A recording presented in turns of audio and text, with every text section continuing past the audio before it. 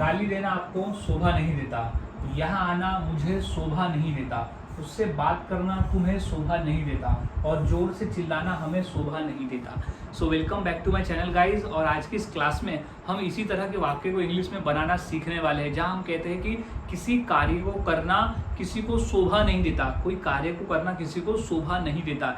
यही हमारा वाक्य है कॉमन, शोभा नहीं देता, शोभा नहीं देता। तो ऐसे ही वाक्य की इंग्लिश आज हम सीखेंगे।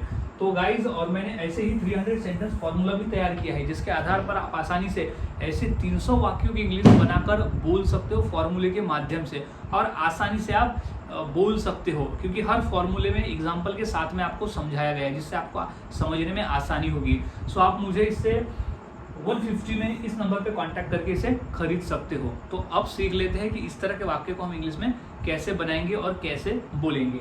तो सबसे पहले हमें समझ लेना है फॉर्मूले को, कि वो कौन सा फॉर्मूला है जिसके आधार पर हम वाक्य को बनाते हैं। तो वो फॉर्मूला है कि it does not befit. It does not befit का मतलब होता है कि शोभा नहीं देता। इट डज नॉट बिफिट यानी शोभा नहीं देता। इट डज नॉट बिफिट यानी शोभा नहीं देता। तो इट डज नॉट बिफिट को याद रख लेना है, रट लेना है, क्योंकि यही जो है वो बार बार वाक्य में आने वाला है, क्योंकि इसी का मतलब वो है शोभा नहीं देता। फिर आगे बढ़ते हैं सब्जेक्ट टू। अब सब्जेक्ट टू यानी अब किसे शोभा नहीं देता, मुझे शोभा नहीं देता, उसे शोभा नहीं देता, उन्हें नहीं देता, राजेश को नहीं देता, नेहा को नहीं देता, किसको शोभा नहीं देता, उस सब्जेक्ट टू में हम लिख देंगे तो सिचुएशन के हिसाब से बदलेगा। फिर प्लस टू, फिर V1 यानी क्रिया। अब कौन सी क्रिया करना कर्ता को शोभा नहीं देता, वो हम क्रिया में लिख देंगे, जो कि सिचुएशन के हिसाब से बदलेगा। जो V1 है वो सिचुएशन के हिसाब से बदलने वाला है। फिर प्लस ऑब्जेक्ट यानी बचा हुआ भाग। तो हमारा कंप्लीट फॉर्मूला यहाँ बन रहा है कि it does not befit subject two plus two V1 plus object. तो अब हमने फॉर्मूला समझ लिया। अब फॉर्मूले के आधार पर 1 बाय 1 हम वाक्य को इंग्लिश में बनाना सीखते हैं। तो सबसे पहला वाक्य हमारा कहता है कि गाली देना आपको शोभा नहीं देता। गाली देना आपको शोभा नहीं देता। तो क्या हो जाएगा कि सबसे पहले शोभा नहीं देता वाला वाक्य हम लिख देंगे, क्योंकि फॉर्मूला हमारा कहता है कि सबसे पहले हमें ये लिखना है। तो क्या हो जाएगा, सबसे पहले इट डज नॉट, डजंट भी बोलते हैं उसको, डज नॉट बिफिट यानी शोभा नहीं देता। अब किसको शोभा नहीं देता, तो सब्जेक्ट टू में लिख देंगे यानी आपको। तो it does not befit you. You क्या करना, टू अब्यूज यानी गाली देना। तो टू अब्यूज, गाली देना आपको शोभा नहीं देता। तो it does not befit you to abuse, गाली देना आपको शोभा नहीं देता। अब अगला वाक्य है यहाँ आना मुझे शोभा नहीं देता। यहाँ आना मुझे शोभा नहीं देता। तो इसकी इंग्लिश क्या हो जाएगी, तो इट डज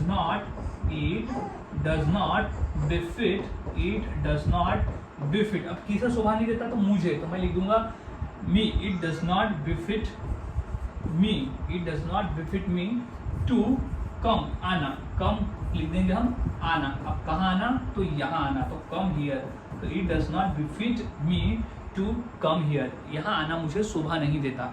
अब नेक्स्ट वाक्य की बात करते हैं कि उससे बात करना तुम्हें शोभा नहीं देता। उससे बात करना तुम्हें शोभा नहीं देता। तो सबसे पहले हम लिख देंगे ये, तो हो जाएगा इट डज नॉट बिफिट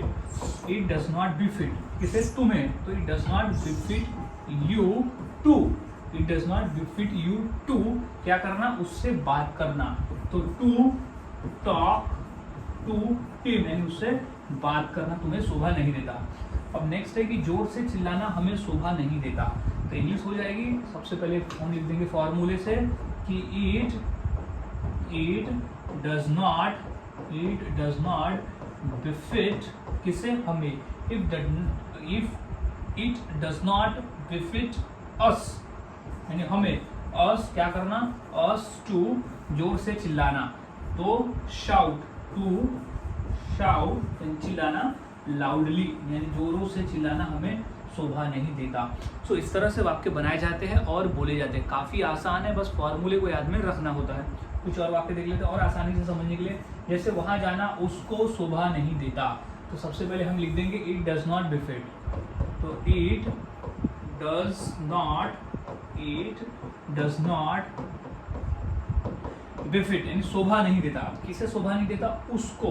तो हिम, लड़का है तो हिम, लड़की है तो हर। हिम, अब कहाँ जाना, वहां जाना। तो टू गो यानी जाना, कहाँ जाना, वहां जाना, तो देयर, टू गो देयर। तो इस तरह से वाक्य बनते हैं। नेक्स्ट है झूठ बोलना आपको शोभा नहीं देता, झूठ बोलना आपको शोभा नहीं देता, तो इंग्लिश हो जाएगी इट डज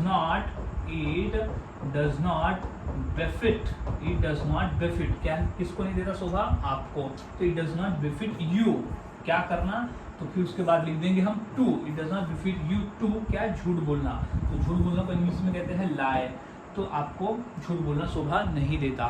तो गाइज इस तरह से वाक्य बनाए जाते हैं और बोले जाते हैं, काफ़ी आसान है, आपको बस फॉर्मूले को याद में रखना है और वाक्य की प्रैक्टिस करते रहना है। जितनी अधिक प्रैक्टिस करोगे फॉर्मूले से उतना ही आसान हो जाएगा इंग्लिश में बात करना। तो इसी फॉर्मूले के आधार पर मैं 2 वाक्य देता हूँ। इंग्लिश क्या होगी मुझे कमेंट में जरूर बताइए। जैसे नाचना तुम्हें शोभा नहीं देता और रोना हमें शोभा नहीं देता, तो ये 2 वाक्य की इंग्लिश क्या होगी इस फॉर्मूले के माध्यम से मुझे कमेंट सेक्शन में ज़रूर बताएं।